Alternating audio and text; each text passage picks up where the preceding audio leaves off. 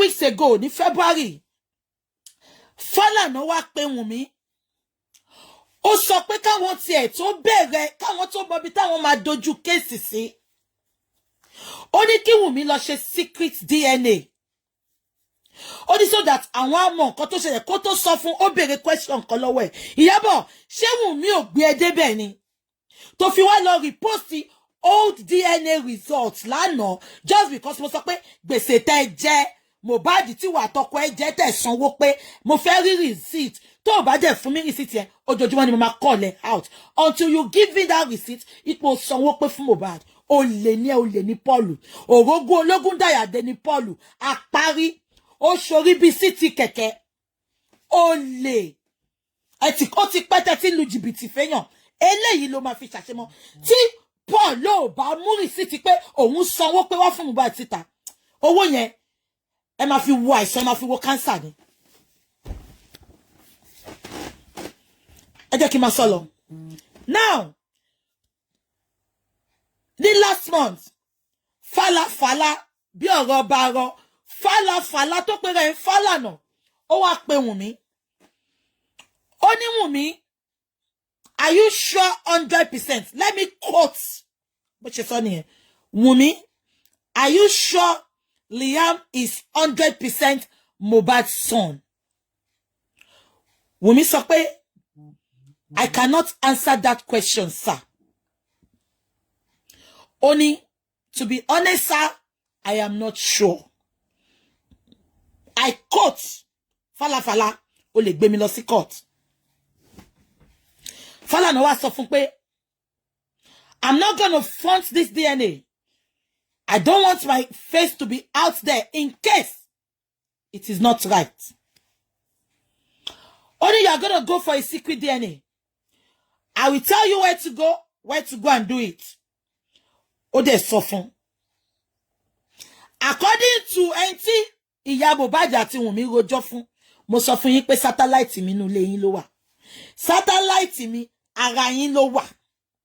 Ó kàn wá unfortunate wọ́n kàn jẹ́ kí n cast lawyer yìí láàárọ̀ yìí because mo first protect ojú ẹ̀ ní iṣẹ́ ẹ̀ ló ń ṣe but unfortunately wọ́n jẹ́ kí n cast ẹ̀ láàárọ̀ yìí Kàfáyà tó lóyèdè wọ́n ṣù àwẹ̀ táwa yìí kó wo pé wọ́n náà máa lọ́mọ láyé mi mọ̀ bí yóò ti lọ́mọ àbó ti lọ́mọ Kàfáyà tó lóyèdè wo pé oṣù àti àwẹ̀ táwa yìí mo ní kó bọ́ síta ṣùgbọ́n tó bá ń pè ẹ́ I want you to say your truth.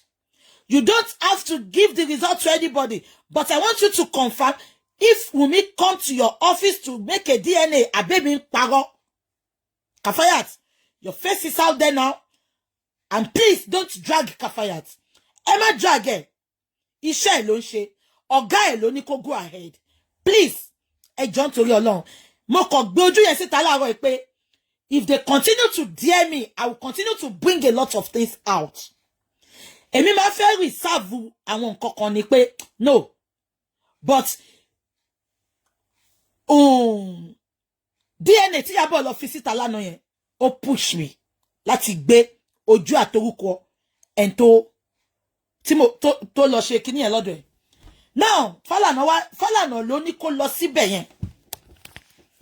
Falana wá ní kó lọ sí chamber yẹn on the 21st. Gẹ́gẹ́ aago 4:00. Ṣé ń gbọ́ mi? According to àwọn tí Wumi rojọ́ fún àti ìyá Mohbad. Wumi pé lọ́yà yẹn ó sọ pé òun ń bọ̀. Ó ní ṣéyàn kankan ò sí ńbẹ̀. Ṣé mọ̀ pé mi ti sọ lè fún yín láti jọ yìí. Aláwọn ọ̀gọ̀ kan wà mo ń ṣẹ́nu kò ní. Máa gbé yín débẹ̀. Wumi ipa ṣírí ò ní tú lórí ìkànnì pè mí lọ́mọ àlè. Kò sí nǹkan tí mo dáwọ́lé tọ́lọ́run ọba mi bá ti tì mí lẹ́yìn. Àníkẹ́ lọ pọ̀ sí wá ẹ̀ tí pọ̀ tó. A máa fi yín ṣàtẹ̀gùn. Bàbá Mohbad máa fi yín ṣàtẹ̀gùn tó máa débi ìṣelógo ẹ̀ ni. Àfi tọ́lọ́run bá ní ó kọ sínú Bíbélì pé kẹ́ máa pa ọmọ ológo. Àfi tọ́lọ́run bá sọ pé ọmọ tó bá da síyàwó kíyàwó pa jẹ. Ṣùgbọ́n tí ò bá ti jẹ́ bẹ́ẹ̀ èmi nìkan kọ́ mo dá dúró. Ọba mi tó sọ pé máa lọ mò ń wẹ̀ yẹn máa lọ èmi ni mò ń jẹ́. Ọlọ́run tó ń jẹ́ èmi ni má ṣe bẹ̀rù. Mo bẹ̀rù any freaking nuisance The only person I fear is my God. Let heaven fall. Let my father come out from the grave. Let my mother come out from the grave. Because I BJ, my shaking anymore. My con lo joko, con take several back seats until I get the result. Timba dawole nkan, timba ri result, mo kin pada. I swear with my living God. Timba dawole nkan, timba ri result, mo kin pada. Ki gbogbo ayé wà against me, ma dúró lórí òótọ́ yẹn, ma dúró. Mo rí nǹkan tẹ́ lè ṣe. Ẹ gbàgbé. Wumi pe lady. Ó sọ pé ṣé kò steady kankan l'office. Òun ń bọ̀. Ó lóun hope pé Falana láti pé lady dẹ̀ sọ pé kó máa bọ̀. Wumi débẹ̀. Uber lọ gbé lọ. Wọ́n fẹ́ gbé mọ́tò because whenever she's going somewhere she disguise. Wumi, mo ti rí gbogbo bó ṣe máa múra. Mo tún sọ fún ẹ lọ́sàn Wumi. Tó bá bí pọ̀n rí yálà ìyá ẹ̀dá. Tó bá jẹ́ Jùmọ̀kẹ́ ló bí ẹ. Gbé Liam kò rìn ní gbogbo ayé. Wọ́n á gba Liam lọ́wọ́ ẹ̀. Wọ́n á gẹrun Liam. I swear with my living God. This is not a threat. It's a statement of fact. Wumi. Tó bá bí yálà ìyá ẹ̀dá. Tó bá mọ̀ pé o náwọn bàbá nígbẹ́jọ́. Gbé Liam kò ṣe má ṣe live video. Gbé Liam kò rìn sáwọn bìkan. Gbé Liam padà kó lọ sọ́dọ̀ lọ́yà yẹn. Gbé Liam kó lọ sọ́dọ̀ lọ́yà yẹn. Tí wọ́n bá gẹrun Liam kò pè mí ní bàbá ńlá ọmọ àlè.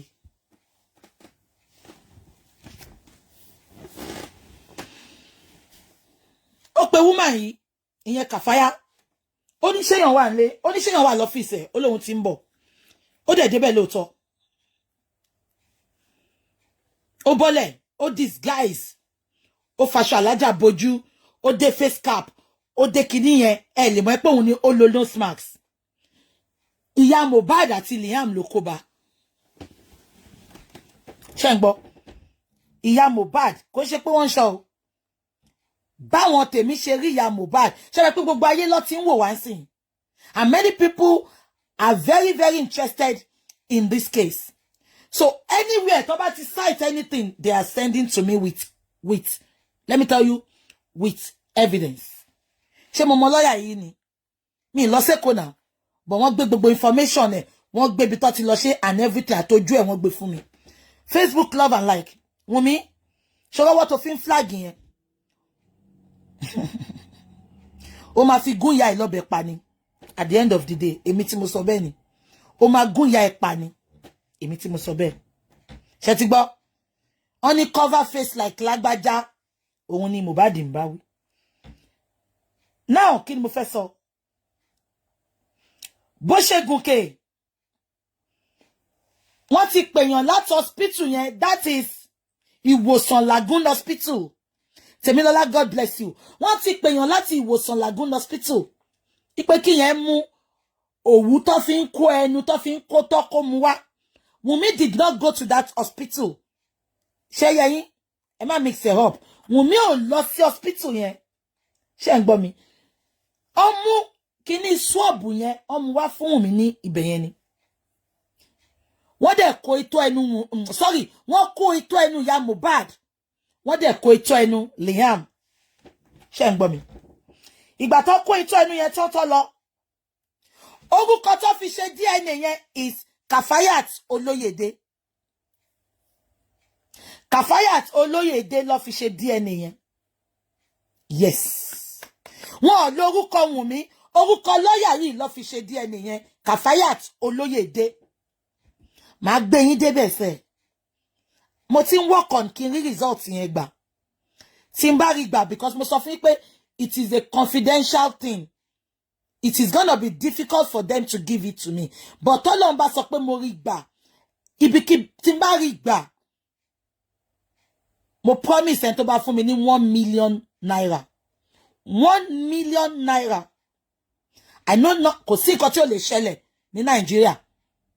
Ẹ̀yin tẹ́ ń ṣiṣẹ́ ní Lagoon Hospital, tẹ́ bá ń wò mí báyìí sìn. Kafayat Olóyèdé on the 21st of February. Wọ́n wá ṣe DNA pẹ̀lú orúkọ yẹn. 1 million naira. Fẹ́ni tó bá fún mi ní result yẹn. Mi lè gba result because it is confidential. Am I communicating? Ẹ jẹ́ ká máa sọ lọ. But paraventure, never say never. Timbari gba 1 million naira. Ni ma fún ẹ. Ẹ jẹ́ kí máa sọ lọ.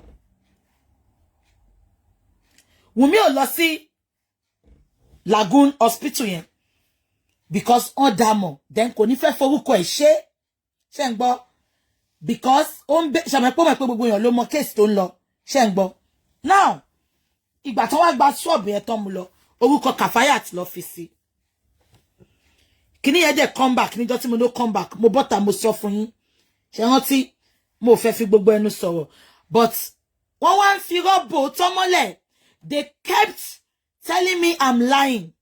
Ṣé mo kàn sọ story ni mo sọ bí tó ti lọ ṣe mo dárúkọ hospital but the more they are coming out mo ní Wùmí lè fẹ́ kó báyìí people mi kí like kí máa la gbogbo ọ̀rọ̀ mọ́lẹ̀ but ó fẹ́ báyé Wùmí jẹ́ wọ́n fẹ́ báyé Wùmí jẹ́ tí ó bá ṣe pé wọ́n fẹ́ bàjẹ́ ni wọ́n ò ní fẹ́ máa fi rọ́bò tọ́ èmi tí mo lè sọ pé yàn lọ ṣe DNA tí mo fún yín lórúkọ tí mo ń dárúkọ date tí mo sọ gbogbo nǹkan tó ṣẹlẹ̀ ìyá Mohbad níbẹ̀ yẹn jọ yẹn lọ ti mú Tecno tuntun ńlá wá fún inú ọ́fíìsì yẹn lọ ti mú Tecno wá fún ìyá Mohbad béèrè lọ́wọ́ mi pé ta lẹni yìí tó mú Tecno wá Wùmí sọ fún pé kó má wọ́rì ó ní kó gbójú ipò rẹ̀ òun ni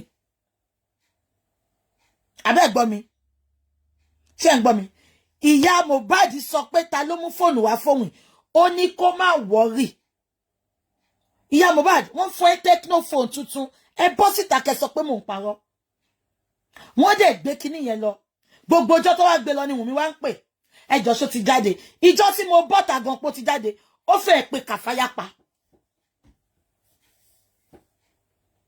ó fẹ́ pé Kàfáyà pa àbí kò yé yín ó wá ń wò pé báwo ni mo ṣe gẹ́ẹ̀tì kinní ìyá Mohbad òun àti ẹ̀ńjà olórí burúkú yìí ó bá ìyá Mohbad fa wàhálà o hello hold on ẹjọ́ gbogbo yẹn hold on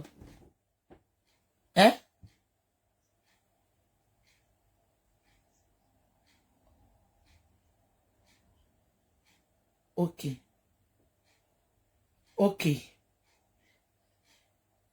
kí ló tún sọ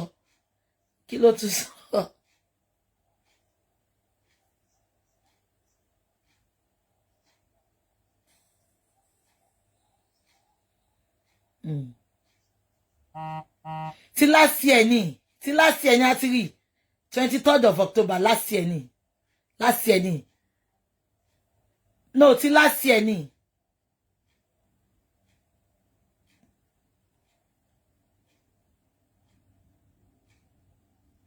till last year ni okay bẹ́ẹ̀ni máa pè yín yeah ṣe ọ̀nkú mi yeah bye. ṣé ń gbọ́ mi gbogbo yín now ó wá ń pè lójoojúmọ́ pé ṣó ti jáde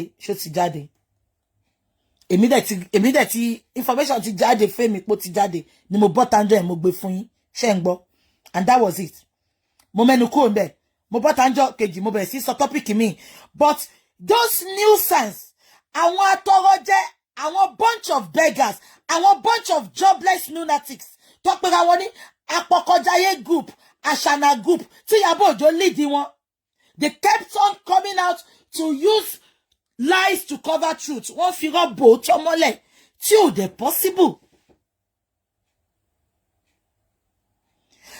dẹ̀ possible àbí nǹkan tí mo sọ yẹn the more tó ṣe ń sọ inú ń bí mi because mo like in ro tó kí má lè sọ wọ́n fi rọ́bò tó yẹn bọ̀ inú ń bí mi mo ń jáde mo ń debunk wọn wọ́n ní wọ́n pe ìwòsàn hospital wọ́n ní wọ́n sọ pé wọ́n ń ṣe DNA ẹjọ́ ẹ̀yin tẹ́ bá wà ní Nàìjíríà ẹ bá mi working tẹ́ lọ síbẹ̀ pé fẹ́ ṣe DNA tẹ́ bá fi sí Google ló ní gbé nǹkan tí ó exist odindi Lagoon ìwòsàn hospital tó bá yẹ pé wọ́n parọ́ sórí Google ni Sherry hospital is a very big hospital wọ́n wà ní Koyi wọ́n wà ní Lekki wọ́n wà ní Keja it is not Sherry hospital àbí kò yé yín wọ́n ò ní gbé nǹkan tí ò real sórí social media sórí Google wọ́n dẹ̀ gbé sórí Google nìyẹn tẹ́ bá type wípé hospitals that do DNA in Ikeja, Awolowo way. It was some hospital ló wà ní numbers 2.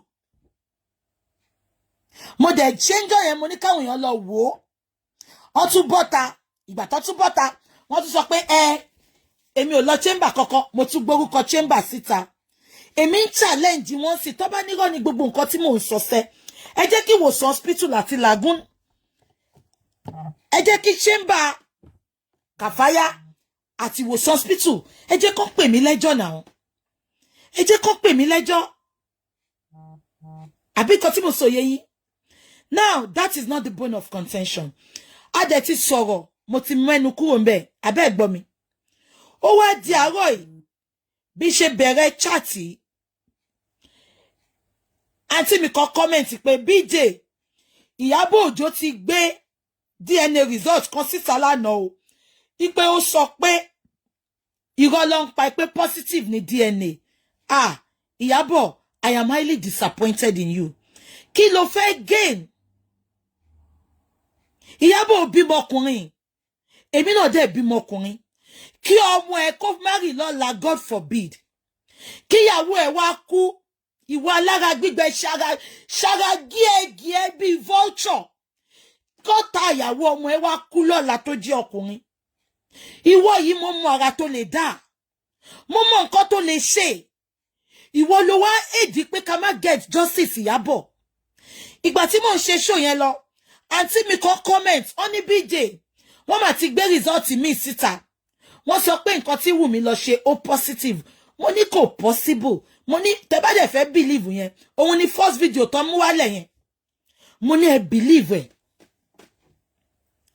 Ṣé ń gbọ́ mi? Ìgbà tó wọ́n ń sọ lọ, ẹnìkan náà tún wá confirm. Mo ní okay, ẹ bá mi send the evidence, because when you see me coming out, I don't just come out to rant. I come out with evidence. Mo ní I'm not still gonna talk. Ẹ fún mi evidence ibi tí Ìyábọ̀ ti sọ. Ṣé ń gbọ́ mi? Mo dẹ̀ lọ sórí Instagram ẹ̀, mo rí bí tó ti gbé sí. Ó wá send ẹ̀ sí mi, ó wá jẹ́ pé orí Facebook ẹ̀ ló ti gbé sí. Ìgbà tí mo wá wò, ó gbé Mohbad sẹ́gbẹ̀ kan, máa post ẹ̀ fún yín tí bá ṣe tán. Ó gbé Mohbad, ó gbé gbogbo ẹ̀, ó gbé DNA result yẹn sí. Ìgbà tí máa wo DNA result yẹn, ibi tí mo ti ń kà lọ, lèèyàn kan ti comment náà pé BJ ignore it. Ipa wọn ò mọ nǹkan tí Ìyábọ̀ ṣe lọ repost ẹ̀ lánàá. Ipe result 2023 ní October 2023. Ẹ jọ̀ọ́, ìgbà wo ló ń ṣe? Oh my God. Ṣé rí pé àwọn people yìí, they are doing a lot of damages behind the curtain. So definitely gbogbo bàtà ń sọ̀rọ̀ DNA. Wumi ti lọ ṣe, ó ti lọ forge secret DNA tó sọ pé positive.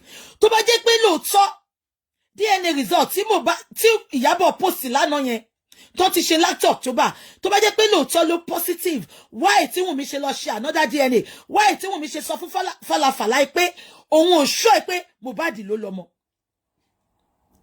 So ìyẹn lọ ṣe tẹ́lẹ̀ tó fẹ́ fi wá tù wá lójú pé positive. Ìyábọ̀ dẹ̀ ní àyà, ó dẹ̀ post result yẹn again, result last year. Ṣáwọn people is stupid ni? Ṣáwọn people is daft ni? Ṣé wọ́n think pẹ̀lú ìwòdì wọn ni? Tẹ́ bá gọ̀, gbogbo wa kọ́ la gọ̀. Àwọn apọkọjáyé group ló gọ̀. Àwọn olórí burúkú agbọ́mọ ọba fọ́ṣun ló gọ̀. Ẹ jọ̀ọ́, kí ni Ìyábọ̀ fẹ́ gain nípa kó máa da justice for Mohbad irú? Kí ni Ìyábọ̀ fẹ́ gain nípa pé ó fẹ́ rí bàbá Mohbad kó má gba justice? Ṣé torí ẹ sọ fún bàbá yìí pé ẹ ti sọ fún kó má sọ̀rọ̀, bàbá dẹ̀ sọ̀rọ̀, ìtorí ẹ̀ lẹ ṣe ń wá gbogbo ọ̀nà láti make sure pé bàbá yìí ò gba justice? Ọlọ́run á bí yín. Àdàbí á béèrè lọ́wọ́ yín. Gbogbo ìkúnlẹ̀ abiyamọ. Ìjọ tí aboyún gbóyún sínú fóṣù 9, tó pọ́n ọmọ yẹn fóṣù 4, tó ń rọbí, gbogbo ìṣẹ̀dá abiyamọ ayé tó ń wá òtítọ́ òdodo fún Mohbad, àbí gbogbo yìí látorí Ìyábọ̀ títí dé gbogbo ìparí gbogbo yín tẹwà against justice for Mohbad. Ẹ bá mi béèrè, kí ló mú Ìyábọ̀ tó lọ repost fake results? Àbí kan tí mo sọ yẹn, ó ní Gist Lover ló kọ́kọ́ post ẹ̀ last year. What are they trying to prove? nǹkan tó mú mi ṣe láàárọ̀ tí mo jáde ọ̀rọ̀ Wàsíù àtọ̀rọ̀ Portable ni mo wá sọ. Mo dẹ̀ fẹ́ play video ibi tí bàbá yẹn ti ṣe bàbá tó kọlà yẹn, mo fẹ́ play video bí tó ti sọ̀rọ̀ Wàsíù kí n wá ṣe analysis ni, because àwọn olórí burúkú kan wọ́n yìí ń support Wàsíù. Bí yà torí mo play video yẹn kí gbogbo ayé rí ni. Video yẹn mo wá play fún yín ibi tí mo ti fẹ́ máa sọ̀rọ̀ lọ náà ti sọ fún mi pé Ìyábọ̀ ti post DNA result. Ìyábọ̀ àti Wùmí mo ń sọ fún yín sìn tó bá sure fún yín Wùmí ti ṣe secret result tó dẹ̀ sọ pé negative. Ṣé rántí pé mo sọ lánàá pé wọ́n mú lẹ́tà lọ sí former house Mohbad láti lọ mú fún Wùmí bẹ́ẹ̀ bó ti jẹ́ pé wọ́n mọ̀ pé bẹ́ẹ̀ kọ́ la àdírẹ́sì Wùmí, but wọ́n believe pé táwọn bá dé bẹ́ẹ̀ àwọn máa rí àdírẹ́sì Wùmí gbà ń bẹ̀. Ìgbà tó dé bẹ́ẹ̀ wọn ò bá Wùmí, wọn ò bá àdúrà. Wọ́n béèrè lọ́wọ́ àwọn tó wà ń bẹ̀ pé àdúrà ńkọ́. Wọ́n sọ pé àdúrà ṣẹ̀ṣẹ̀ lọ ó ti lọ láti 4 days ago. Ó lọ bá ìyá Mohbad túnlé tó ṣẹ̀ṣẹ̀ gbà ṣe tí olórí burúkú ìyá Mohbad wá sórí social media níjẹta tó sọ pé ó ti lé àwọn kúrò lé, àwọn nídìí owó lé.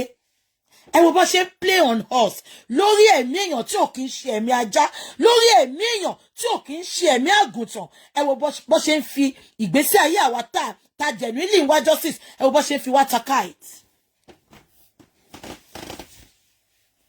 Abẹ́ ń gbọ́ mi. Nǹkan tó ní Ìyábọ̀ post yẹn mo ti decide lọ́kàn mi pé mo ò ní gbé fọ́tò lady yìí sí, because iṣẹ́ tó rán lady yìí ló jẹ́, iṣẹ́ lady yìí ló ń ṣe. Wọ́n dẹ̀ sọ fún pé kó má lórúkọ Wùmí, ipe kó lórúkọ rẹ̀ which is Kafayat Olóyèdé. Lagoon, Ìwòsàn Lagoon Hospital. I know you are a very big hospital and I know you are not going to put that result out, but can you please investigate? Àfi tó bá ti destroy yẹn sí pé kò wá síbẹ̀. But Olóyèdé, please, I am begging you, Kafayat, wọ́lá oṣù àwẹ̀ táwa yìí, wọ́lá pé inú oṣù yìí láti máa ń sọ̀rọ̀, láti máa ń bẹ̀bẹ̀ fún nǹkan lọ́wọ́ Ọlọ́run. Kafayat Olóyèdé, I'm not telling you to come out just because of your profession, but lọ́kùn ẹ, ẹ̀rí ọkàn á máa jẹ́ pé lóòótọ́ ni mò ń sọ. Kafaya, ó dẹ̀ ti gba result yẹn, ó dẹ̀ ti sọ fún Wùmí pé negative ni. Wùmí gan ní result lọ́wọ́, kí ló dé tí Wùmí ò mú fún Ìyábọ̀? Ṣé rí pé gbogbo wọn jọ ń tanra wọn jẹ ni? Kí ló dé tí Wùmí ò jẹ́wọ́ fáwọn tó ń jà fún pé result came out negative, ipe Mohbad kọ́ ló lọ́mọ? Kí Mohbad tó kú gan, Mohbad has been doubting the paternity of that boy, so why tí Ìyábọ̀ fẹ́ máa fi rọ́bù òótọ́ fún wa? Ìyábọ̀, rántí pé ó bímọ ọkùnrin, ó bímọ obìnrin. Mo wá ń sọ láàárọ̀ tí mo dẹ̀ mọ̀ pé Ìyábọ̀ ò lè sọ. Gbogbo ìwà tí ń bá wù sí ọmọ lọ́mọ, gbogbo ìwà tí ń bá wù sí ọmọ ọkùnrin, èmi náà bí ọkùnrin, irú ìyàwó bíi tèmi ni mo gbàdúrà fọmọ mi lórúkọ Jésù. Irú ìyàwó bíi tèmi. Kí Olúwa wá fìwà mi lórí justice for Mohbad kó fi dá mi lẹ́jọ́. Mélòó nu yín ló lè sọ?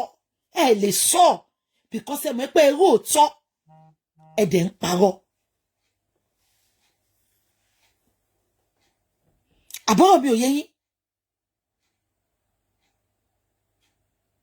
Kí ló dé tí Ìyábọ̀ fẹ́ gbé ọmọ àlè wọnú ilé alọ́ba?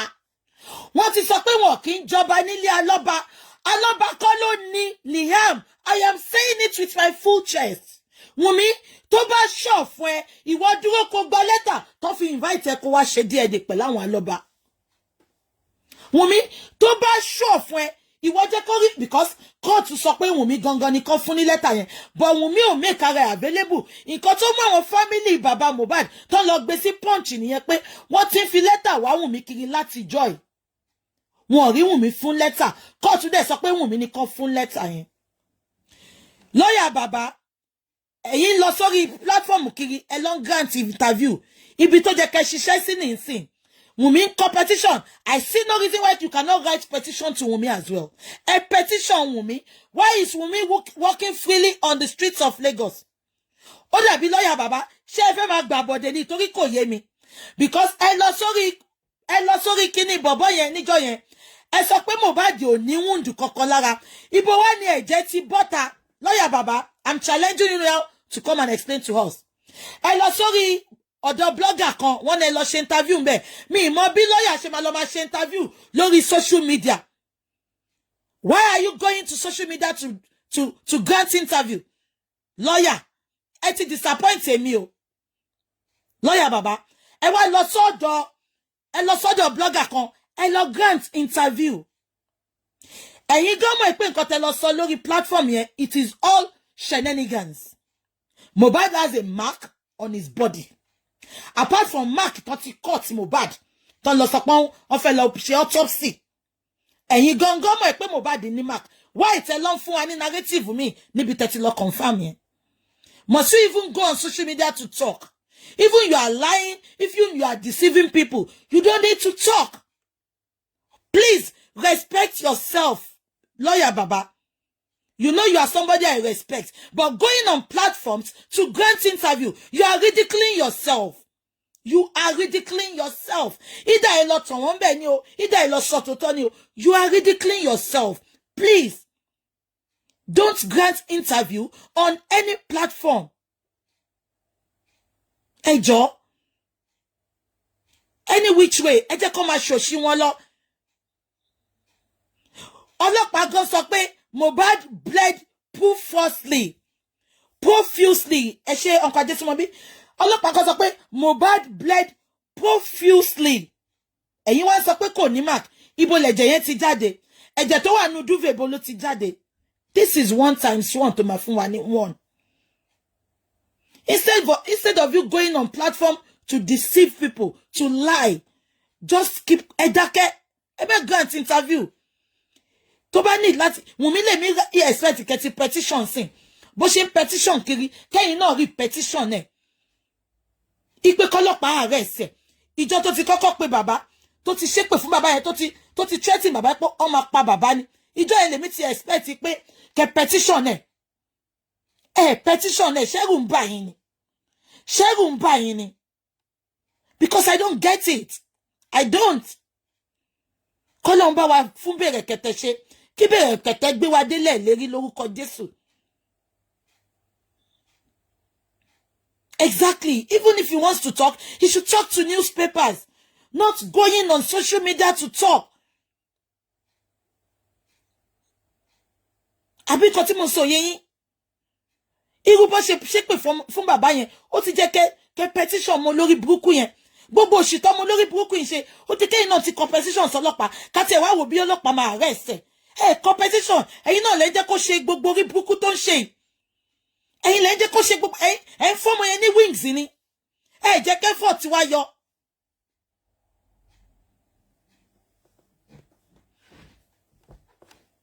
So tá bá ní bẹ̀rẹ̀ kẹ̀tẹ́ ń sìn, ṣẹ́yìn lè fẹ́ yẹ ká gbẹ́kẹ̀lé ẹ wo bẹ́ ṣe ń ṣe. It is not done, please. Desist from going on platform to grant interview. It doesn't work like that. Money gbogbo. Money opportunities, see. A lot of people I can bring on Facebook to come and talk. But you will never see me doing it. I talk myself. Kí ni mo fẹ́ fi gain? Ṣé mo fẹ́ gain pé àwa la mọ̀ pa ẹni àbáwa la wà ńbẹ̀? No. Mo ti bá yín sọ̀rọ̀ rí now. Will I bring you on social media? No. Because you need to be protected as well. There are some things we don't need to say. Either ẹ lọ parọ́ ní platform máa yẹn sìn, àbẹ́ ẹ lọ parọ́. Àbí kò tí mo sọ yẹn. Just keep wọnú shell yín kẹ́ máa wò ń tí. When people see you on platforms granting interview, they will not take you serious. When ẹ wo lawyer bàbá tó ń grant interview lórí social media. Please, ẹ stop ẹ sir. Stop ẹ. Ọlọ́run adé bá wa fún ẹ̀mbẹ̀lẹ̀ ṣe lórúkọ Jésù. Ọlọ́run bá wa fún ẹ̀mbẹ̀lẹ̀ ṣe lórúkọ Jésù. A gbé wa débẹ̀. A máa gba justice lágbára Ọlọ́run. Lórúkọ Jésù. Ọlọ́run ò tiẹ̀ ní jẹ́ kí wàhálà wa já sásán. Lórúkọ Jésù a máa gba justice. So bí ṣe ń sọ lọ, ẹ bá mi sọ fún Kàfáyà. Mi ní kí Kàfáyà bọ́ta o. Mi ní kó bọ́ta. But Kàfáyà ó kú ẹ̀ ó kọ́ lọ́hùn. Anybody tó bá ń pè ẹ́, because wọ́n ti ní office address. Kàfáyà, anybody tó bá ń pè ẹ́, I want you to say nothing but the truth. Ṣé ti gbọ́? ẹjọ́ ẹni tó bá ní ibi tí Portable ti grant interview tó ń bú bàbá àyàn yẹn ẹjọ́ ẹ bá mi send ẹ sí phone mi mo ti wá interview yẹn mi rí mo fẹ́ ṣe yànnàyànnà àwọn kankan láàárọ̀ yìí kí ló tún ṣe léyìí tí ò open ṣé nǹkan tí mo sọ yé yín ẹjọ́ ẹni tó bá níbi tí Portable ti grant interview tó ń bú bàbá àyàn yẹn ẹjọ́ ẹ fún mi mo fẹ́ ṣe yànnàyànnà kankan láàárọ̀ yìí ṣàmẹ́ pé mo jáde lánàá mo sọ statement kan ṣàmẹ́ pé mo jáde lánàá mo sọ statement kan mo sọ pé báwo lẹ ṣe fẹ́ jẹ́ káwọn tí yà ń jẹ báwo lẹ ṣe fẹ́ jẹ́ kán sọ̀rọ̀ kán bọ́ta kán sọ̀rọ̀ àwọn èèyàn bẹ̀rẹ̀ sí ní ṣépè fún máa yìí kò sí nǹkan tó ń tí ì pé máa yìí ṣé yín gbàdúrà gbogbo ẹ̀yin tẹ́ ń kàn dé máa yìí ṣé gbàdúrà kẹ́ ṣiṣẹ́ fún 32 years kẹ́ má jèrè ni kí ni yóò yọ ṣá mo ń bọ̀ ẹjọ́ orúkọ wo lẹ ní kí n Google lórí Google search orúkọ wo lẹ ní kí n ẹjọ́ bá mi wá bi tí ẹ bá mi wá bi tí Mohbad ti sorry hello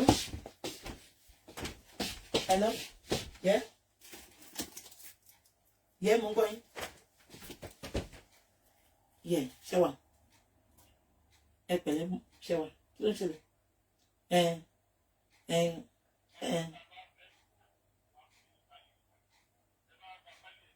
máa pè yín ẹ jẹ́ kí n ṣe tán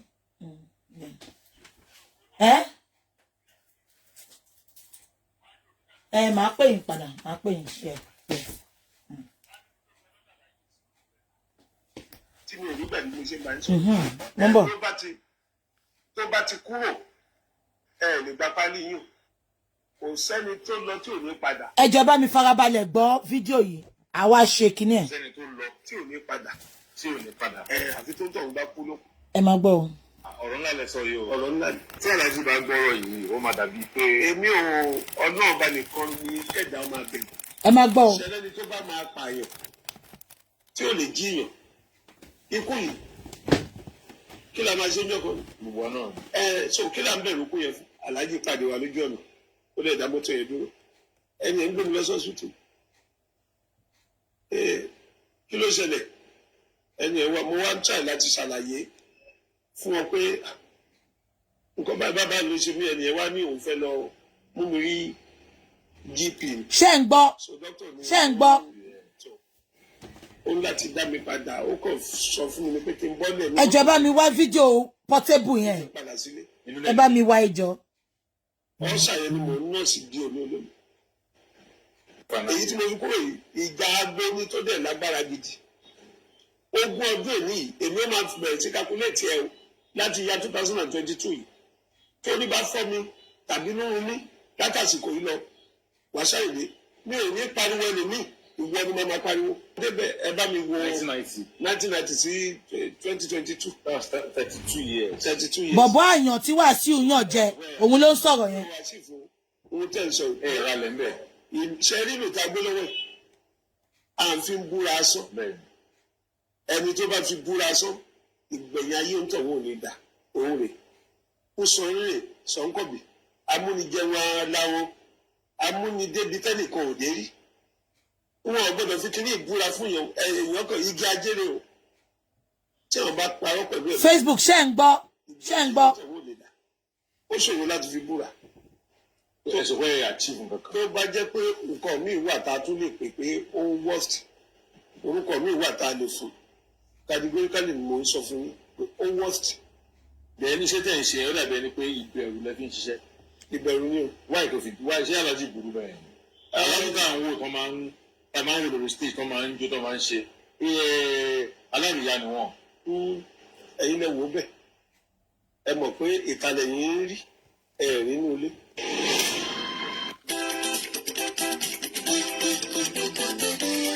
ẹ bá mi wá kí ní Portable yẹn jọ. mo bọ̀. ìwé eré wo ló gbajúmọ̀ bẹ́ẹ̀. ilé tó gbajúmọ̀ bẹ́ẹ̀ pọ̀. pàápàá jùlọ tá a bá ń sọ̀rọ̀ nípa ìlù lílù ìlú yẹn ló dàbí pé ó wà nínú àwọn ìlú. Mo ń bọ̀.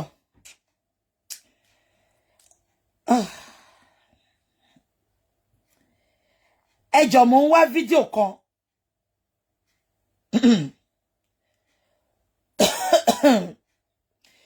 Oh, kíní ló ṣe lánàá Portable. Portable ó bú bàbá ẹ̀, so mo fẹ́ analyze ẹ̀, mo fẹ́ ṣàlàyé àwọn kọ̀kọ̀ fún bẹ́ẹ̀ because òpònú ni Portable. Èyí tó fẹ́ jẹ́ kí Portable ní làákàyè wèrè ti fi ságì, ó ti fi ságì pátá dọ̀tí. Mo ń bọ̀. Ẹ bá mi wá kíní Portable yẹn ṣe, ẹ jọ̀ọ́.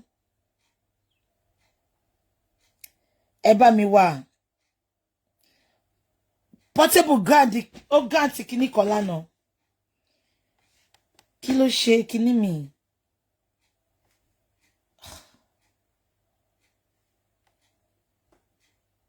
Ó wà connected. Mo ń bọ̀. Hold on. Kíní Portable yẹn, lawyer tó forúkọ ẹ̀ ṣe DNA nìyẹn. Lawyer tó forúkọ ẹ̀ ṣe DNA mo gbé síbẹ̀. Yeah. Mo ń bọ̀, hold on. Mo fẹ́ Portable sọ àwọn nǹkan kan. Mo dẹ̀ fẹ́ clear ibẹ̀ yẹn. Ṣé ti gbọ́?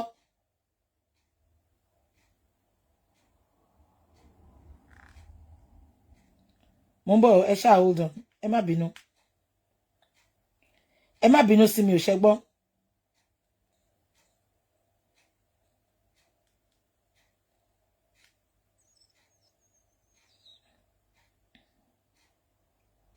Mo ń bọ̀. Ẹ má bínú sí mi o. Facebook ẹ jọ̀ọ́ bá mi comment. Ṣé ẹ ń wò mí ṣá? Facebook.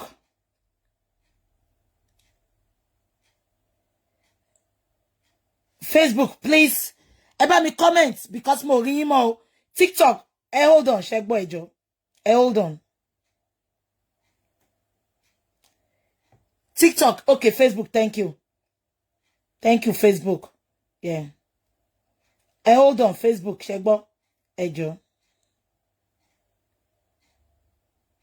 Ẹ jọ̀ọ́, hold on, ṣé gbọ́. Mo wá nǹkan kan ni mo dẹ̀ rí ṣá. Tí n bá ti rí bóyá mo máa lọ. Màá wá gbé wá later, ṣé ti gbọ́. Because jeez.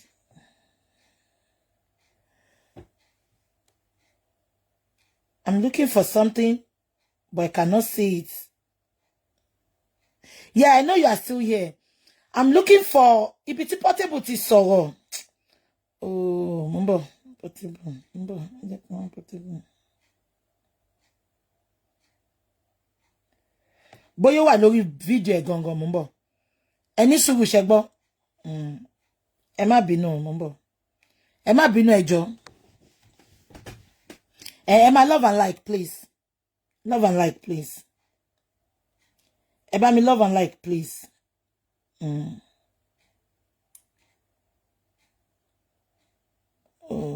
Kò sí níbí báyìí o. Okay, mo ń bọ̀. Ṣé ibi tó ti sọ̀rọ̀ ni? Kíní yóò open o. Ẹni tó send nǹkan sí mi kò open. Oh, kò open. I don't know why it's not opening. Kò open, sis. Ẹ jọ̀ọ́ mi mọ̀ nǹkan tó dé tí ò fi open.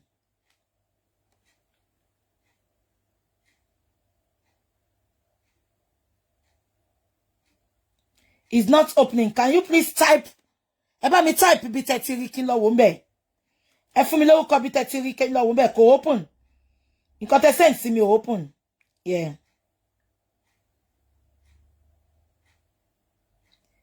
Nǹkan tẹ́ send sí mi ò open. Yeah. Ẹ jọ̀ọ́ mo fẹ́ sáré fún yín l'analysis ni. Nǹkan tẹ́ type sí mi ò open o. Mo ń bọ̀. Hold on. Hold on, ṣé gbọ́. Mo fẹ́ ṣé mo pé orí Portable yẹn ó dàbò kò sí níbí báyìí náà, shit. Ó dàbò àwọn fake page ẹ̀ lélẹ́yìí o. Àwọn fake pages ẹ̀ ni. Yeah. Wow.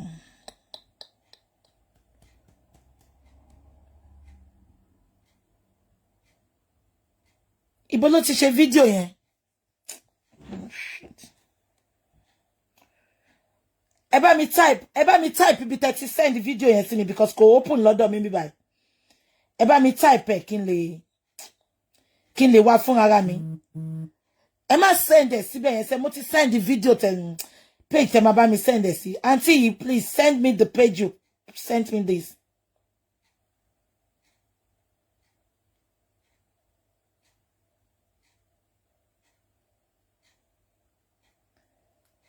Mo ń bọ̀ kò open. Mo fẹ́ play nǹkan tí Portable sọ ńbẹ̀ yẹn ni because mo kàn sọ̀rọ̀ yẹn fẹ́rẹ́fẹ́ lánàá ni ṣó ti yé yín ṣùgbọ́n mi kàn fẹ́ yẹ ká mọ̀ nǹkan kan pé ṣé ń gbọ́ mi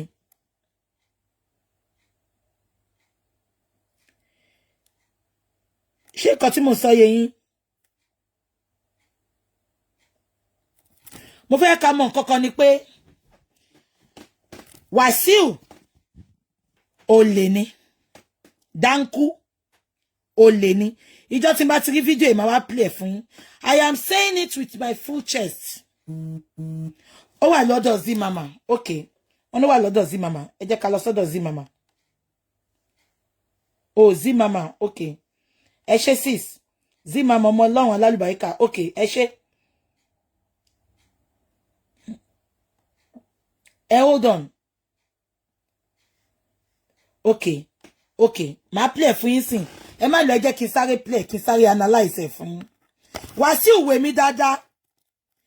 Èmi ò kó ẹ̀jẹ̀. Àwọn olórí burúkú tó ń kó ẹ̀jẹ̀ ló lè máa jà fún ẹ. Wọ́n sọ pé wà tó ń wò that change your ways. You are evil. Ìkànnì ẹ. Yé gbórin òwe sí. Wọ́n sọ pé òun treat àwọn ọmọọṣẹ́ bàjàbàjà. Yé gbórin òwe sí.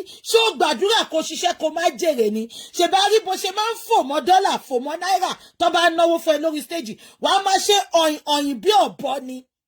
Oh, ní tẹ́lọ́rùn. You are satisfied. You are insatiable. You are never satisfied. Òrógó ológun dàyàdé bó tún sọ fún ẹ láwọn Wàsíù. Tí Barrister bá ṣe bó ṣe ń ṣe fáwọn ọmọlẹ́yìn, ṣé wàá débi tó délé ni? You are evil. Change your ways. I said it with my full chest. Lọ kọ́ àwọn ajá ìdáde dáadáa. You will take the backlash.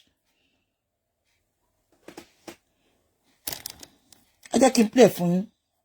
Mo ń bọ̀. Ẹni sùúrù mo ń bọ̀. Yes. This is Portable. Ẹ jẹ́ kí n play nǹkan tó sọ fún yín kẹ́gbọ́. Ọmọ yẹn kéré náà. Ẹ máa gbọ́. Ó báyọ̀ ṣiṣẹ́ Ń bọ̀. fún 30-something years. Ìgbà tó rìn láti 1 year kílé tó jàpá. Tí ó bá rèrè níbẹ̀, á ti kú níbẹ̀. Má borúkọ olórúkọ jẹ́. Now ṣé ń gbọ́.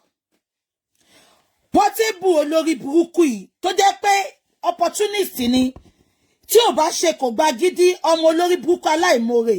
Ṣó máa débi tó délé ni. Ó sọ pé ó báyọ̀ ṣiṣẹ́ fún ó ní ó báyọ̀ ṣiṣẹ́ fún 32 years. Ó ló dẹ̀ sọ pé kò dáa. Ó ní kí ló ń ṣe ń bẹ̀. Portable mo fẹ́ sọ fún ẹ lẹ́ni. Sórí àwọn kan wà, ó dẹ̀ ń ṣẹlẹ̀ dáadáa Nàìjíríà.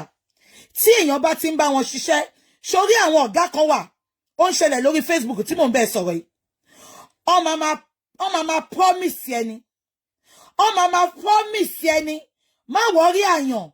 Mo máa kọ́lé yẹn fún ẹ. Má worry àyàn. Mo máa ra mọ́tò yẹn fún ẹ. Orí promise lẹ́lòmíì promise ọmọṣẹ́ títí. Ìgbà tọ́mọṣẹ́ yẹn ò lè take ẹ̀ mọ́ ló kúrò ńbẹ̀. Am I communicating? Portable, ìwọ sọ pé yàn báyàn ṣiṣẹ́ ọdún kan. Ó báyàn ṣiṣẹ́ ọdún kan, ó ní kò kúrò ńbẹ̀. Bàbá yìí bẹ̀rẹ̀ iṣẹ́ lọ́dún kan. Kò lè kúrò ńbẹ̀. Àti jẹ àti mú ní gbogbo èèyàn wá kiri. Ẹ wá àwọn Nigerian workers. The fact is pé minimum wage. Kò tó wọ́n jẹun, kò tó wọ́n sanwó lé. Ẹlòmíì ó yìí ń lọ sí ọ́fíìsì. Ó tún máa yáwó fi wọ mọ́tò ni. Minimum wage yẹn go tó. Ẹ máa gbọ́, ṣáà jẹ́ kí n máa lọ kí n yìí máa rí bí lọ. Òun ló mú bàbá èèyàn yìí Portable òpònú. Tó yẹ pé gbogbo nǹkan tó fi jẹ́ kó ní ọpọlọ, ó ti fi wọ carton color boxer. Wàsíù máa promise wọn ni. Má worry. Oh, ọmọ ẹ tó ń lọ school yẹn, gbogbo ṣáà ń rí wọn ni. ṣá ń rí wọn ní. So Portable tí òpònú ẹ bá ń sọ pé ó wà ńbẹ̀ láti ipọ́dún kan ló ti jẹ kókó ńbẹ̀ òpònú ní ẹ̀nà ìgbà tó yẹ pé bí wọ́n ṣe ń fojú àwọn olóore ẹ̀ bó ṣe fi ń gún kí nìyẹn kò gba gidi ló mú ẹ wá sí music industry náà ó ń tàràkà ní náà kò sẹ́ni tó gbóhùn ẹ̀ náà kò gba gidi rùn ẹ̀ lọ́wọ́ tó kí ló ṣe èébú ló bù náà olófẹ́ rìpù ẹ̀ jọ ibi tí ọba ti ṣe kọ́ ló ti máa jẹ ni ṣòro bí gbogbo owó tó ń fún wọn ìwọ ni kọ́ máa kó fún ni ẹlẹ́nu rírùn ara ẹ̀ bí ara ìyẹ̀pẹ̀ ẹ jẹ́ ká máa sọ lọ bàbá tó dẹ̀ ń bù yìí wọn ò tí ì lálàpọ̀ máa bí ẹ bàbá tó ń bù yìí ìtorí 2 weeks ago ló ṣẹ̀ṣẹ̀ ṣe tá tiẹ̀ tẹ̀ tó bá wá jẹ́ pé ó dẹ̀ ti bí ẹ oyè ń fi pátá superted oyè fi ń wa táyà ní títì ìyálà ìyá ẹ ò tí ì lálàpọ̀ fẹ́ kọrin bàbá tó ń bù yìí tí náà Ọlọ́run máa ju ẹ Portable okay ẹ wo nǹkan Adétúnjí sọ Adétúnjí sọ pé I work with one Kábíyèsí for 5 years he was just promising me everything I don't want to leave because I can't get another job. Portable, you are just an opportunist. Nǹkan tí mo sọ fún yín gangan nìyẹn. Ẹlòmíì ò fẹ́ lọ because number one, ó wò pé odindi Wàsíù lòun bá lùlù. Ẹlòmíì kan fẹ́ bá Wàsíù lùlù kó má sanwó fún. Ó believe pé òun máa taga Wàsíù mèèyàn. Wàsíù dẹ̀ máa ń block gbogbo àwọn aláàánú ẹ̀ kò fẹ́ jẹ́ kán súnmọ́ àwọn tó ń bá ṣeré. Àbẹ́ gbọ́ mi. Portable, mo ní wọ́n yìí ń wa táyà ní títì pẹ̀lú pátá superted. Ó yìí wà lọ́mọwọ́ ìgbà tí bàbá ẹ̀ ti ń lùlù. So keep your dirty, sticking mouth shut. Ẹ jẹ́ ká máa sọ lọ. Ẹ jẹ́ kí n tún sọ fún yín àwọn ọ̀gá mi ìjọ tó bá ti bẹ̀rẹ̀ iṣẹ́ pẹ̀lú wọn ìjọ yẹn ló máa mú ògùn wá fún ẹ. Kó wá búra. Kó wá ṣépè. Ìpéjọ tó bá kúrò ńbí lẹ́yìn ṣe bóun ló ṣẹlẹ̀ sí Mohbad. Olórí burúkú wo mọ Portable ṣe bóun ló ṣẹlẹ̀ sí Mohbad so nǹkan tó ṣe fún Mohbad ẹ lè castigate àwọn Naira Marley ṣùgbọ́n ẹ fẹ́ castigate Wàsíù irú ìgbésí ayé wo la wà iná why ta ṣe máa sọ pé torí ẹnìkan jẹ́ favourite wa ká wá rò tó ká má lè sọ tó bá jẹ́ ìyá mi àbí bàbá mi ló ṣe nǹkan tí ò dá wọ́n mọ̀ mí ó dùn mí pé àwọn òkú ọ̀hún ti kú wọ́n mọ̀ mí wọ́n á sọ fún yín I say it as it is tó bá jẹ́ wo ló ń bọ́ mi tọ́jú gàrí ẹ tó bá jẹ́ wo ló ń fún mi lóúnjẹ tọ́jú owó ẹ tó bá ká kápẹ́ẹ̀tì Ọlọ́run atẹ́rọ̀ ọ̀gẹ̀ mo ní sọ pé torí ìjẹkújẹ kí n sọ̀jọba ọ̀hún mi nù. Ẹ jẹ́ ká máa gbọ́ lọ. ẹ̀rọ sáyìn K1 the ultimate ògo ni Ọlọ́run ló dá tó ẹni tó bá ti ṣiṣẹ́ pẹ̀lú yàn. Ṣé ń gbọ́ ó ní K1 the ultimate ó sọ pé ògo ni Ọlọ́run ló dá àbẹ́ dispute yẹ ògo tó ń bo ògo tó fẹ́ dìde mọ́lẹ̀ ògo tó ń fìdí pa ògo tó fẹ́ dìde mọ́lẹ̀ sọ fún mi ta ni èèyàn tí Wàsíù ti mú lọ́wọ́ sókè bí Barrister ṣe mú lọ́wọ́ sókè òpònú Portable alára iyẹ̀pẹ̀ ó sọ pé Wàsíù ògo ni èmi wá ń sọ fún ẹlẹ́ni Portable alára sánsan alára iyẹ̀pẹ̀ èmi sọ fún ẹlẹ́ni pé ògo ni Wàsíù lóòótọ́ ṣùgbọ́n mo fẹ́ yẹ kó fún mi lórúkọ èèyàn méjì ní industry tó yẹ pé Wàsíù ló fún àwọn débi tó dé alákàrà Wàsíù kò fẹ́ jẹ́ kẹ́ni kejì dín àkùkọ gàgàrà Wàsíù kò fẹ́ jẹ́ kí kékeré kọ because it's evil ó gbàgbé pé ojú ọ̀hún tẹ́yẹ ń fò láì fara kanra wọn. Ẹ jẹ́ ká máa gbọ́ lọ. Ókè ìwọ nílù ó wá padà ìwọ asọ́ndé yẹ tó fi bá iṣẹ́ o ó wá ní òrèrè jẹ kí ló dé tó kú bẹ́ẹ̀ láti wọ́n yẹ tó bẹ́ẹ̀ lómi lọ ó dúpẹ́ pé òkú kò wà láyé. Ṣé ń gbọ́ pòlù ó ní ó wà ń bẹ̀ fún 32 years ó ní kí lóye tó wà ń bẹ̀ tí ò bẹ́ẹ̀ lómi lọ Portable kò lè bẹ́ẹ̀ lómi lọ ìgbà tí bàbá yẹn kọ́kọ́ lọ ṣe bóun náà ló ṣẹlẹ̀ sí Mohbad ìgbà tí Mohbad kúrò ní Malian house wọ́n bẹ̀rẹ̀ sí ní sọ kiri pé kọ́ má gbà síbi kankan Wàsíù là ń sọ yìí ó sọ pé kò dúpẹ́ pé kò kú ipò wà láyé fún 32 years Portable ṣé kò wá sàn kéèyàn kú ju kọ́ sọ́ di rádaràdá ńlé ayé lọ bàbá tó wà láyé bí aláìsí 32 years ó mọ nǹkan tí 32 years mean kó fi waste life èèyàn kó má fi rí nǹkan kan ṣe àìrójú àráyè kó má rí ṣe Portable you are just an opportunist mo gbàdúrà kó jẹ́ pé ògo ẹ̀ kó má wọ omi mo gbàdúrà kó má ní problem tó bá fi lọ sí ibi tó ti nira láti jẹun ìtòrọ́ lọ́hùn ó lo kò gba gidi ó fi fẹ́ wọn fáyé ó wá feel pé you can talk trash on people sórí nǹkan tó sọ nípa máa yìí wàá jìyà I swear with my living God tó bá yẹ pé Ọlọ́run ló wà lókè lóòótọ́ tó lè yẹ pé lóòótọ́ ni máa yìí sọ Portable gbogbo nǹkan tó sọ wàá jìyà Ọlọ́run á fi àmì wọ́n ẹ́ Ọlọ́run á fi ara ẹ̀ wọ́n ẹ́ Ọlọ́run á sọ fún ẹ pé ẹnu orí burúkú tó fi ń sọ̀rọ̀ yẹn kò jẹ́ kó sọ̀rọ̀ bẹ́ẹ̀ ẹ jẹ́ ká máa gbọ́ lọ ìwọ sọ pé kí màá yẹn dúpẹ́ pé kò kú ṣó fẹ́ sọ fún mi pé Wàsíù ló ń ṣògùn àìkú fún wọn ni Wàsíù ò pa wọ́n ṣùgbọ́n gbogbo àìsí kí wọ́n ó gbọ́ nǹkan tó sọ ni wọ́n sọ pé tó bá ń bá Wàsíù ṣiṣẹ́ ẹ̀rù máa bà wọ́n báwo ni mo ṣe máa bá ọ̀gá tó da ṣiṣẹ́ ọ̀gá tó da máa bá ṣiṣẹ́ ẹ̀rọ máa bà mí I will be looking forward ẹ wo Wigwe ẹ wo personal assistant Wigwe ó sọ statement kan ó lóun àti Wigwe àwọn dàbí 5 and 6 ni ó níyàwó Wigwe gan máa ń sọ pé tẹ́ bá fẹ́ rí ọ̀gá ẹ lọ rí PA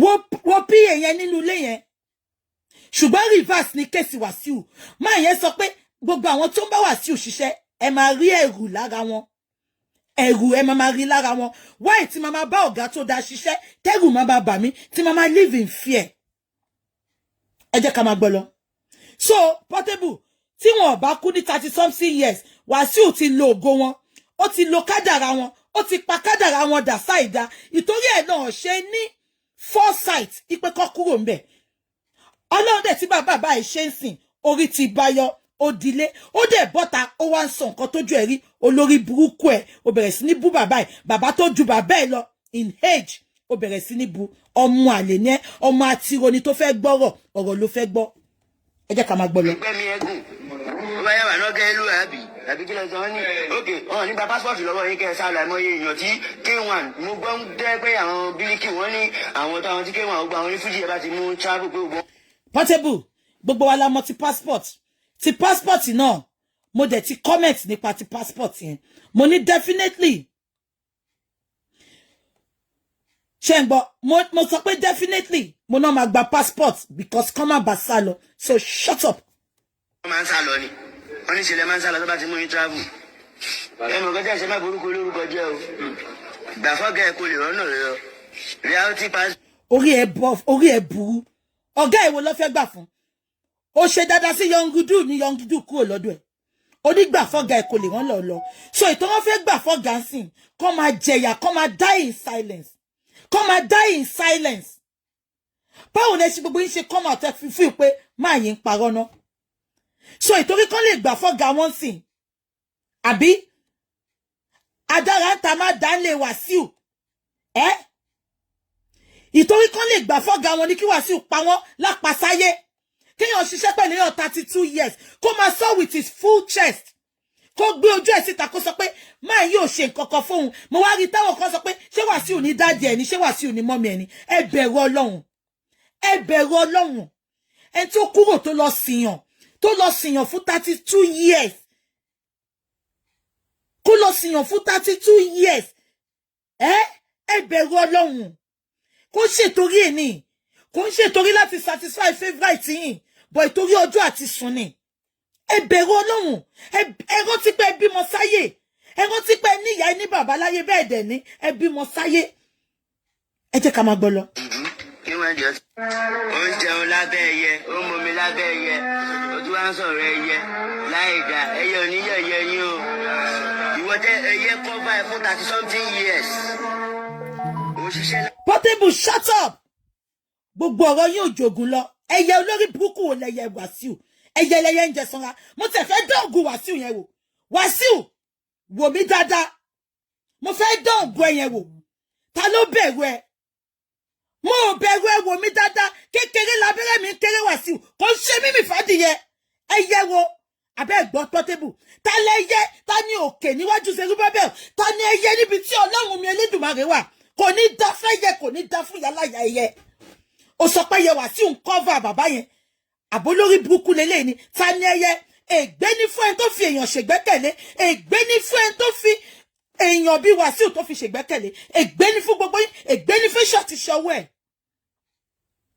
ta lẹyẹ Wàsíù mo challenge ẹ gbé ògbóni ẹ síta kó wá bá Ọlọ́run níbẹ̀ ó ti ń ṣe tipẹ́ wàá sáré kàbàkàbà èmi tí mo sọ bẹ́ẹ̀ ni àyà sorry nǹkan tí mo fọwọ́ gbà àyà ni mo fi gbá kò ṣe ọyàn, and you are not distracting me. This is gonna be the last start I'm gonna do for you, Wasiu. But when your wailing wailers, when they come out to come for that man, ìwọ ló máa gba backlash yẹn. Gbogbo àwọn old videos ìka ẹ. Ibi tí bàbá kan ti fẹ́ ya photo ǹdọ́ kan tó ti gba létí. Kẹ́lẹ̀ mọ̀ pé this man is hyper, is very kò ní alára gbogbo náà ni. Ṣé gbogbo yín rántí fídíò yẹn? Ṣé rántí tí bàbá yẹn fẹ́ ya photo tó kàn lọ dúró síwájú ibi tó ti ń kọrin? Ó fọ́ bàbá yẹn létí. Ọpẹ́lọpẹ́ social media yìí náà tí gbogbo wa pariwo mọ́ tó fi ń bẹ bàbá yẹn. Tó lọ force bàbá yẹn kó bọ́ta kó sọ pé òun kò máa bu o. Ṣé rántí gbogbo antecedent la máa gbé wá ìwọ ìka èèyàn yìí. Kí ló kọ èmi pọ́n fẹ́ jẹ olórí akilẹ̀ kan? Igi la máa fi jálẹ̀ kẹsẹ̀. Igi ni máa fi jálẹ̀ kẹsẹ̀. Àtúròǹdù ẹni. Àtúròǹdù ẹ. Tó bá lọ ní wèrè lọ fi pọ́ọ̀tì wèrè. Àti ìwọ àtàwọn ẹranko tó tẹ̀lé tó ń gbèjà kiri. Igi la máa fi jálẹ̀ kẹsẹ̀. Ẹ jẹ́ ká máa pè é lọ. Ó jẹ́ lábẹ́ ẹyẹ fún 30 years. Ìgbà tí wàkájẹ́jẹ́ mẹ́rin ló kọjá màgbà kó ìbẹ́ ẹ̀yìn ilẹ̀ wá kò. Tàbá ń wá oríire kẹ́ náà máa wá oríire. Don't dream about your boss. Dream about yourself. Were you there? Nuisance. Were you there? Ta ló sọ fún ẹ pé this man is dreaming about his boss. Why to she dream about his boss? So she should be boss any. What this man is only asking is that pé fún wọn ní ẹ̀tọ́ wọn.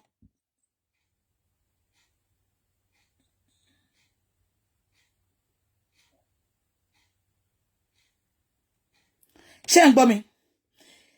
Báwo ni bàbá yẹn ṣe máa wà tó máa dream about his boss? Fún wọn ní ẹ̀tọ́ wọn. Portable jẹ́ kó rí ìyá ẹ pé ṣọ́ra àwọn wèrè àwọn ẹranko àwọn ọmọ aláta onípàrágà tó kójọ yẹn àwọn ló lè máa sọ̀rọ̀ sí anyhow. Ṣó ti gbọ́ àwọn ọmọ tó ní future ambition àwọn ọmọ tí ò ní hope tó believe pé wọ́n ní hope wọn wọ́n dẹ̀ mọ̀ pé wọ́n wà hopeless ni. The fact pé o ti ń fọmọ lówó oúnjẹ o ti ń rán lọ school ìyẹn ò sọ pé ọkùnrin dáadáa ni ẹ́. You are so stupid. Ṣé wọ́n tó tiẹ̀ ní respect fóbìnrin ìwọ ló fẹ́ máa sọ̀rọ̀ sí bàbá oníbàbá. That man looks responsible, very good looking man, even ẹgbàgbé láì pẹ̀lú láì gan, very handsome man, very clean man. Ojú ti roko ti rosa. Portable tójú ẹ bá ti rí ìdajì nǹkan tójú bàbá ẹ rí ìgbà ẹni kò bọ́ta kó wá máa sọ̀rọ̀. But apart from that, shut up and go and face that rubbish Tony Montana tó ń kọ kiri. Ẹ jẹ́ ká máa pè é. Èrè jẹ́jẹ́jà sọ́lọ́wọ́ ò ṣe fún yín. Ọlọ́wọ́ ṣe yín lànà ni. Sọ́lọ́wọ́ ò ṣe yín lànà ni. Ẹjọ́ ń ṣiṣẹ́ ni tó àjọ ń rí jẹ ni. Tọ́rọ́ kọ́ bọ̀. Portable tọ́lọ́ ń bá ṣe bàbá ìlànà. Bàbá tèmi ń wo èmi ìmọ̀rí o. But kò ń ṣe abaramóore jẹ. Just because this man stood up for his rights. Ibi tó ti ṣe Wasiu ni. Just because ìtorí fídíò tí mo ń play yẹn fídíò wọn yẹn 2 hours video ni. Màá wẹ̀ tó máa bá mi cut àwọn important points níbẹ̀. Màá wá play fún yín. Just because this man stood up for his rights. He said, no, you have been doing it for long. I'm not going to take this again. Ibi tó ti ṣe Wasiu ni. Wasiu, ó bá lọ gbé gbogbo video. Butter, you don't have to come to us. Lọ sí Linda Ìkejì. Lọ sọ truth ńbẹ̀. Gbé máa yí lọ court tó bá jẹ́ pon parọ́ mọ́ ẹ. Ṣùgbọ́n tó bá wá gbé lọ court. Tá bá fẹ́ fọwọ́ ọlá gbá lójú, wọ́n ti pọ̀ Ọlọ́hun kan wà tó ju Ọlọ́hun ẹ lọ. Ìwọ tẹ́ san Ọlọ́hun náà, èṣù ọ̀dàrà àwọn ìyá ẹ̀ láyà ṣíò ló ń sìn. Ṣó dẹ̀ rí, wọ́n ti pé ẹsẹ̀ mẹ́fà ni. Ẹsẹ̀ mẹ́fà ni. Wọ́n ti. Ṣé wọ́n tó tiẹ̀ tọ́jú ọmọ ló fẹ́ tọ́jú ọmọ ṣẹ́? Ṣé wọ́n tó lá ní ọmọ ló fẹ́ ná ní ọmọ ṣẹ́? Ẹ jẹ́ ká máa gbọ́. Ọ̀gá bá ti gbà. Ìgbà tó ná ọ̀gá lówó. Ṣé kọ́gà kó gbogbo ẹ̀ fọmọṣẹ́ ni? Máa ṣàṣà. Tó. Àwọn olóore olóore o. Ẹlòmí ò mórí. Ẹ máa ń. Ṣé ń gbọ́ tó Portable? Ó sọ pé lòmí ò mórí. Portable ṣé wọ́n mórí ni? Ó mọye èèyàn tó ti ṣẹ́ láàánú tó ti come for. Portable kò gba gidi sẹ́mo yìí máa sọ. Kò gba gidi ló jẹ́ kémi mú ẹ náà. Ṣé mo mọ̀ ìyá ẹ ni? Ṣórin ló kọ́ yẹn ní Pòkótúà. Ọlámídé ló gbógo fún Ọlọ́run Ọlámídé lò fún ẹ. Àbó ògbọ́ ni. Kò gba gidi mú ẹ lọ bọ́lámídé bó tẹ̀ jẹ́ pé inú agijù ló ti ń kọrin látijọ́ ìwọ̀n ògbóhùn ẹ. Ta ló mú ẹ rí? Ó lè ló ń jà ní Ṣàngó náà wọ́n já ẹ sí wòwò. A rí fídíò ẹ náà. A rí fídíò ẹ náà. àbí kan tí mo sọ yẹ a rí fídíò ẹ̀ náà kò gba gidi dẹ̀ mú ẹ kúrò lóko Ṣàngó ó mú ẹ lọ sọ́dọ̀ Ọlámídé Bàdó dẹ̀ ní kò kọrin ó nókè òun máa fi just one line sí Bàdó snare pepper snare many wèrè wà ńlẹ̀ sórí ráàpù Ọlámídé Bàdó òun ló jẹ́ kórin yẹn dùn létí gbàgbé ẹ̀ Portable mú orin ẹyọ kan tó ti kọ látọdún yẹn síta fún mi orí nǹkan kọ̀ọ̀kan mọ́ because gbogbo àwọn olórí ẹ ó ti fojú wọn gúngi ìwọ wá ń sọ sí pé wọ́n fojú Wàsíù gúngi ṣé òun ro ọ̀rọ̀ ikọ̀ tó sọ ṣá abótímú fònà ọ̀gá ọkọ̀ tó bọ̀tà ni ẹ jẹ́ ká máa gbọ́ lọ. Kí wọ́n di ultimate king ọba ni o. Ọba àwọn ta ni ọba àwọn arọ ọba àwọn olóṣó ó ti tán àbí kò ìtàn ni.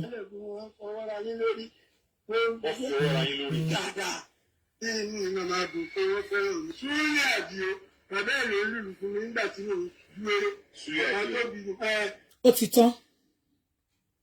So ẹ̀yin wailing wailers I cannot be distracted. Ṣé ń gbọ́ mi? I cannot be distracted. I've said what I want to say with my full chest. Wàsíù, do the needful. Ṣòtìrí, àwa tá ń bẹ so tọrọ báyìí. Ṣó ń gbọ́, àwa la nífẹ̀ẹ́. Ṣé láwọn olórí burúkú tó ń support òṣì tó ń ṣe yẹn, tó ń bú bàbá yẹn fún ẹ, wọn like ẹ rárá. Tó bá like ẹ ni wọ́n sọ fún ẹ pé kó change your ways. That is not the way to talk. Bàbá yìí sọ pé ó ṣe dáadáa sóhun. For this man to come out and say his truth. Ṣé bàbá yìí ta ló tó gbé náà wojú ẹ̀ náà? Tí bàbá yìí máa wá bọ́ta tó máa wá parọ́ tó yẹn mọ́ ẹ. Ó wá rí nǹkan kan ṣe, ó wá ń bọ́ta ń gbé. Mẹ́nu kúrò lọ́rọ̀ mi o àgbàyà at over 65. Oyin ń kọrin òwe fi reply wa. Ìwọ ṣe bọ́ta kò reply wa. The man's life is not safe. Exactly. That man needs protection. Tí kọ́kọ́ bá dẹ̀ ṣe bàbá yẹn Wàsíù, ó ti ń ṣe tipẹ́, ó ti ń pààyàn tipẹ́, ó ti ń ṣògùn fún wọn tipẹ́. Tí kọ́kọ́ bá ṣe bàbá yẹn Wàsíù, we will drag you and drag your entire family. This is a fact.